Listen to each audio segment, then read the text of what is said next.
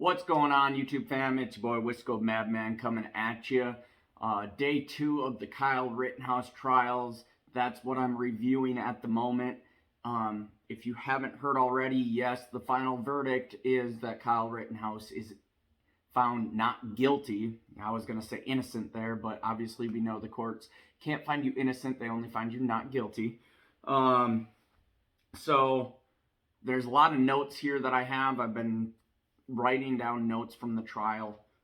Day 1, obviously, I've already talked about the opening statements and obviously the prosecution trying to make the people that Kyle shot out to be victims, and then making Kyle sound like a vigilante or something of that sort, that he was seeking more than self-defense.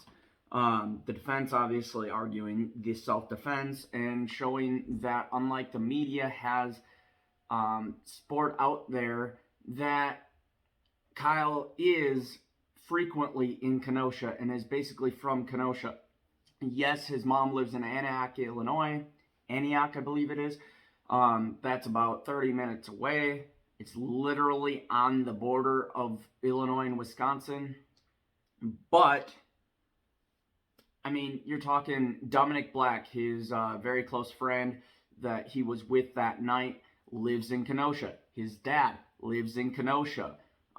He worked at the Recplex in Kenosha. These are all things that the media does not want to share, that the narrative on social media, you haven't really seen these facts out there.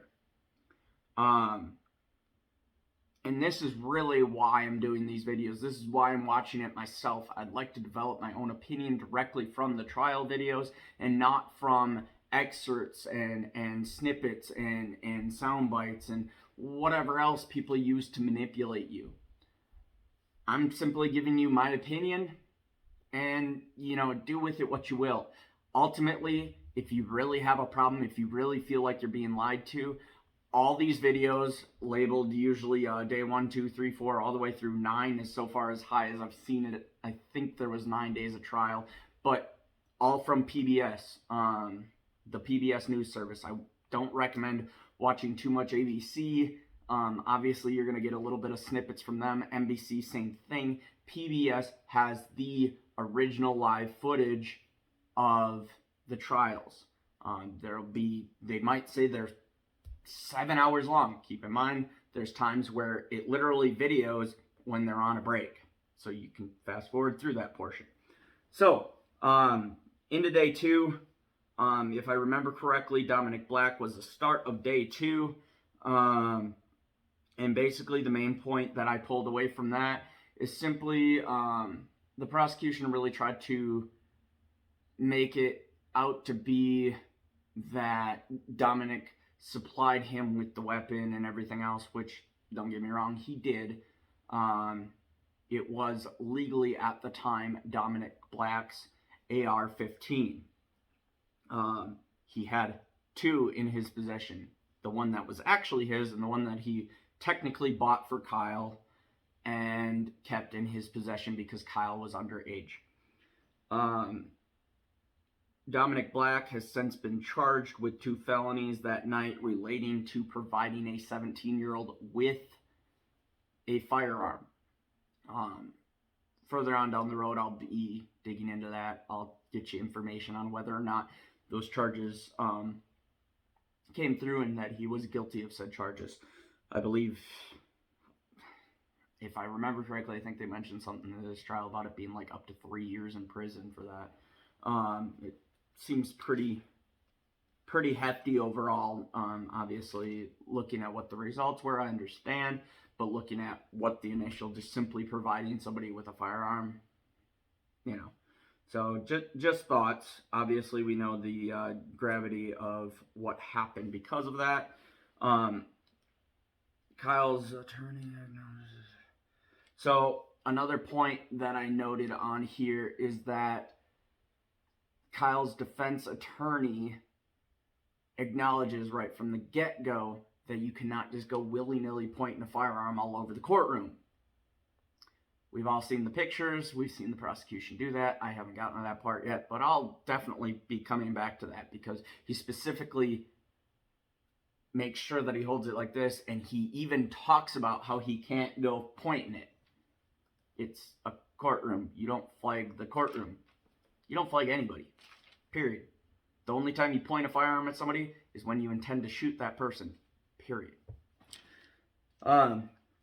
Corey Washington is the next witness pulled to the stand. The prosecutor starts out. What we know about Corey Washington, Corey Elijah, as he's known by his viewers. He's a blogger, a reporter, as he likes to say it. But my summary of it in comparison would be he's not the media. He's not like a journalist like, say, NBC, ABC, whatever. He's somebody that posts videos, posts live footage on his Facebook Live, as well as other platforms. But Facebook Live, I believe, was his main platform.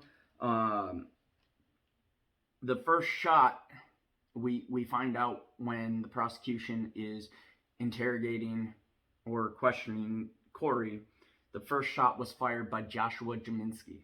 I believe that, or no, sorry, not Jaminski, Joshua Zaminski, because I actually find this out later in the trial, that I had that incorrect in notes, so I need to correct that. There were 4 shots fired at Joshua Rosenbaum by Kyle. Then you hear more shots after that. The only part that they cover at this point is that those shots were not Kyle. They don't really address what it was. It was just gunshots. Obviously, it was a very heated night in Kenosha. I'm sure there's other cases that came from that night. There was a garbage truck set on fire, I believe August 23rd. It wasn't super clear. It may have been August 24th. Obviously, if you don't already know, August 25th is the day in question. August 25th is the day that Kyle shot those people or defended himself. Obviously, the court has already deemed that he defended himself. On the 24th, the day before, the probation office was also burnt down, the Department of Corrections probation office. They literally just threw Molotov cocktails and shit in this place and lit it ablaze. Car source lot was also burned to the ground, and I mean, they showed pictures, the entire lot. Like, I mean, you're looking at their lot, there wasn't a spot that wasn't on fire. Every fucking car in that lot was on fire. The building was on fire. Like, it was full on bullshit. Full fucking on bullshit. You ain't gonna catch me in Kenosha that night. Fuck that shit. Dude, they had riots downtown Denver. They were lighting fires on the steps of the Capitol and shit last year. No thanks. But that's also the reason why I got my concealed carry, that's for sure. So, moving on. The judge also mentioned media commentary on his previous case. The Jensen case he referred to in previous rulings that he's had. So obviously this judge is full aware of the criticism that he's getting in the media. That's one thing that I take into account in my head prior to the end decision, that clearly this judge has been affected by the media. He's changing the way he operates. He's making extra assertions throughout this case to change the way he operates. He doesn't want to come across as biased in any way, shape, or form. That's great that he doesn't want to come across biased, but the media shouldn't be changing the way a judge acts. A judge should feel comfortable to do his job as he has been put in that position to do. So obviously, you know, I question media manipulation when it comes to this judge. And that's one of the reasons why I'll actually jump ahead. I took notes somewhere in here. Oh, yeah. So, high-profile cases, in my opinion, shouldn't exist until the case is over with. The media shouldn't be allowed to cover it live. People shouldn't be allowed to go willy-nilly posting shit on Facebook. It should be a complete media blackout. Period. Media blackout. No journalists, no anybody saying shit about the case. What happens in the courtroom is what happens in the courtroom. Period. That's the only evidence that's missed, is what's in the fucking courtroom. Period.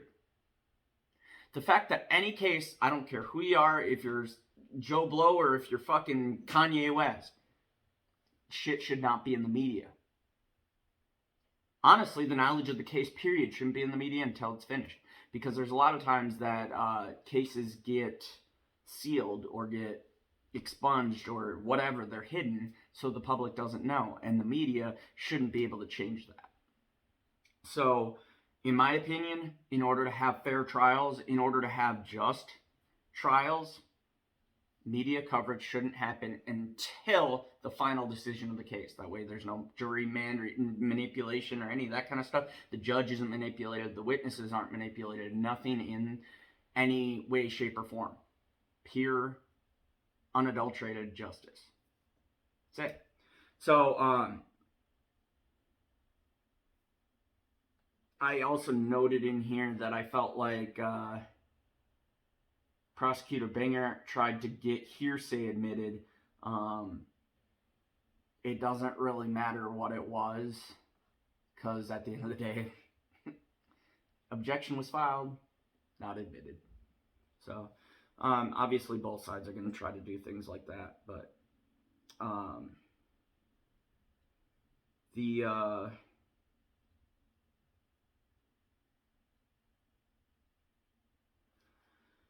then they bring up the detective. This is where they start reviewing a lot of footage. The lead detective in the case talks about a lot of different things. I definitely like to point out that full-on gruesome footage of Joseph Rosenbaum's almost corpse at this point. I mean, it's a headshot, like literally right there. You can see the fucking hole in his head. They show it on the PBS recording. The entire courtroom seen it. It's I don't know how I feel about that. On the one part, I like the complete openness and the full evidence being shown. On the other part, I feel like, as you can tell, just with how my tone's changed and how it affected me, it's some pretty gruesome shit to see, man. It really is. And at the very least, in the big picture of things, this reminds us what 2020 was all about.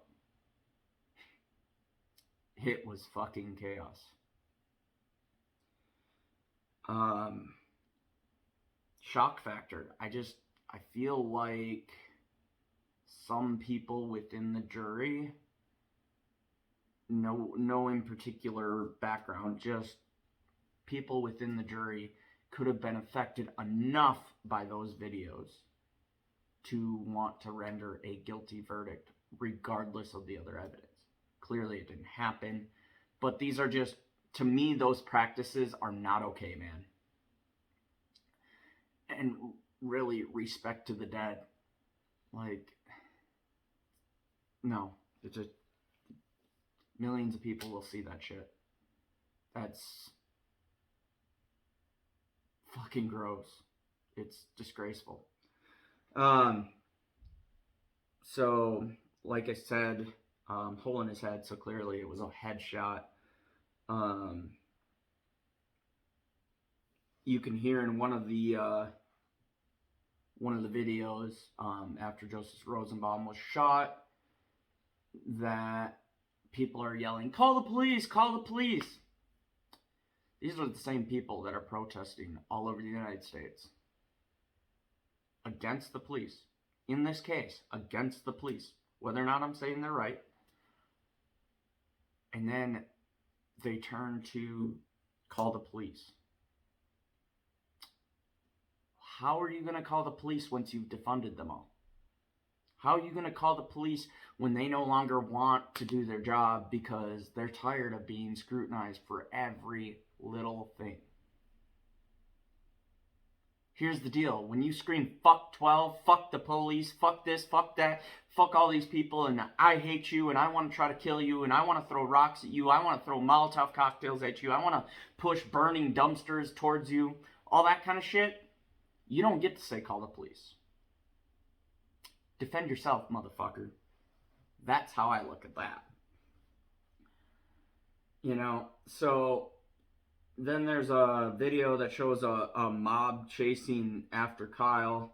I call it a mob. The defense calls it a mob. Obviously, the detective in Cross tried to avoid letting it be called a mob because, that's a different context. There was 20 plus people chasing after his ass, dude. 20 plus people chasing after his ass, trying to act like they were going to get their vigilante justice against a murderer. So, if Kyle isn't allowed to be a vigilante, neither are those people. Period. Let the police handle it. You know? We want to count on our justice system, and we want to get away from that defund the police bullshit. We actually want to talk about what it's all about and what's right and wrong and blah, blah, blah, blah, blah. You can't go and say that Kyle can't be a vigilante and then try to chase him down, beat him, shoot him, whatever the fuck you want to do, a citizen's arrest. You can't do any of that. That's all vigilantism. Gotta let the police do their job. So,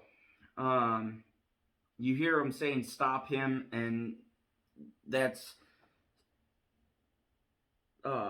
just seconds after you heard the multiple shots of the second case. Anthony Hubert is on the ground on the road to the right, and Gage Grosskreutz is holding his bleeding hole in his arm. Yeah, so honestly, I thought it was kind of funny in the fact that the tough guy Gage goes and tries to shoot him, and this is a shooting arm. He's about to try to shoot him, gets shot right here. That's karma, dude. You tried to shoot somebody, you got shot. You didn't get killed. Consider yourself lucky. But he cried like a little bitch once he got shot, that's for sure. He wasn't such a tough guy at that point, was he? Yeah. So, that might make you think before you try to be your own vigilante. Anthony Hubert was shot right in the stomach. Anthony Hubert died due to his wounds. And honestly, a lot of this is, if there wasn't riots to begin with, I'm not saying no protests, but if there wasn't riots to begin with, if the police weren't already trying to protect themselves, then these people might not have died. Say Kyle still had shot them, the response time could have been better if they didn't have to worry about being attacked themselves. If EMTs could go in the area. EMTs weren't even responding to the area, man. No ambulance, no none of that shit. Why the fuck would they want to get shot? So, all said and done, 8 shots were fired. 4 shots to Joseph Rosenbaum. 2 shots missed Dropkick Guy. Dropkick Guy is unidentified. He simply tried to boot him in the fucking face. Full on, like, dude, I'd have been terrified. That's a big ass foot coming towards the fucking head. And then 1 shot to Anthony Hubert's stomach, and another shot to Gage's right shooting arm. There was another shot that you hear prior to the shots being fired at all by Kyle. The very first shot in this instance was a shot being fired in the air by the man I mentioned prior, Joshua Zeminski. And that shot came from behind him. During the cross-examination of the detective, it sounded a lot like the positioning of the shot was behind Kyle as Kyle was running away from Joseph Rosenbaum. He hears gunfire behind him. It sounded like within 30 feet, so could be assumed that the gunfire was at him. I don't know as far as how I've ever been taught firearm safety and engagement and stuff like that. I've never been in the military, so I can't speak to how they're trained on rules of engagement or in the police or any of that kind of stuff, but just general firearm safety. In general, like thinking about self-defense, what you go through in consideration with a concealed carry. You can't fire at noises. Think about hunting. When you're aiming down a scope, you have to verify your target before you shoot. So in this case, I think Kyle's shots towards Joseph Rosenbaum were probably a little more reactionary. He was clearly terrified. It's not something where, you're talking about a scared 17-year-old boy. At least that's the way I would look at it if I think back to when I was 17. I definitely wasn't a cocky kid that thought I was in Call of Duty, that's for sure. I would be terrified in that instance, fearing for my life. I hear a gunshot right behind me. Yeah, I'm probably gonna snap to aiming right in that direction, and the first person I see very well might have been shot. Regardless of what I should do, that's how it happens. So, yeah. Then in crossing, the detective testifies to Kyle being in an unknown amount of danger. There was a little bit of back and forth between prosecution and defense on whether or not that would be admissible, but ultimately it was declared admissible, just not that the detective could testify to police training, simply testifying to Kyle's scenario and the danger that he was in, being kicked in the head, beaten with a skateboard. Mind you, that skateboard was being swung at the back of his head, and then someone puts a hand on his gun. That, for those of you who don't handle firearms, someone putting a hand on your gun is extremely high danger. The reason being, if they're able to get your gun, they can use it against you or anybody else, and any firearm owner knows the utmost in firearm safety is to keep control of said gun, period. Nobody else gets their hands on it. So, Kyle then turned himself into the Antioch Police Department in Illinois, like I said, about a half an hour away. He did this an hour and a half after the shooting. So to me, the drive alone's a half an hour, and you managed to turn yourself in an hour and a half after the incident. I think that's a pretty decent response time. Obviously, he felt the need to own up to what he had done and be judged by his jury of peers. That's it. He turned himself in. There was no running, no nothing. Yes, from what I hear, his mother had suggested him going to, I believe it was West Virginia or another state. I can't remember. It was West Virginia and one other one, but he ultimately, as did his buddy's recommendation, Dominick Black, wanted to turn himself in. He wanted to do the right thing and be judged for it. And that's pretty ballsy considering he ended up making national news. Actually, I believe a little bit of international news on that.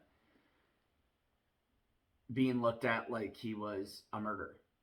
So, yeah. When he turned himself in, this is pretty much the final thing that I got from day 2. When he turned himself in at the Antioch Police Department, he was not locked up in a jail cell. He was not handcuffed. He was not under surveillance from the police. He simply sat in the waiting room with his mother, and the detective showed up to question him. The detective from Kenosha. Wasn't trying to go anywhere. He was trying to answer for what he had done. That was simply it. He didn't want a big manhunt on him, any of that kind of stuff. He just wanted to turn himself in and try to defend himself in the court of law if need be. So, the other mention, the reason he turned himself in Antioch, Illinois, and not in Kenosha, is because in Kenosha, you couldn't get into the Kenosha Police Department. You couldn't turn yourself into the Kenosha Police. He tried to do it in the middle of the riots, in the middle of all this bullshit, and when the MRAPs rolled by, the police vehicles, he tried to approach one. They told him to get back. He tried to approach the police vehicle that was parked on the side of the road, and I believe there was possibly a chance that they had shot pepper spray at him. Whether or not that happened, I'm not sure. It doesn't really matter. But basically, they weren't willing to talk with him. There was too much going on in Kenosha at the time that no police officers were available to take him in. So, Antioch, Illinois. Wasn't him trying to run. Wasn't him last minute having a change of heart or whatever. No, the only reason he went back to Antioch was because he couldn't turn himself in Kenosha. This has been your boy Wisco Madman. Like, comment, share, subscribe. Follow me for future videos. I will be posting stuff on Clapper, as well as here on YouTube to finish out the Kyle Rittenhouse trial. I'm debating doing videos on Ahmaud Arbery. I'm sure I didn't say that right, but you know what I'm talking about. And I will catch y'all in the next one.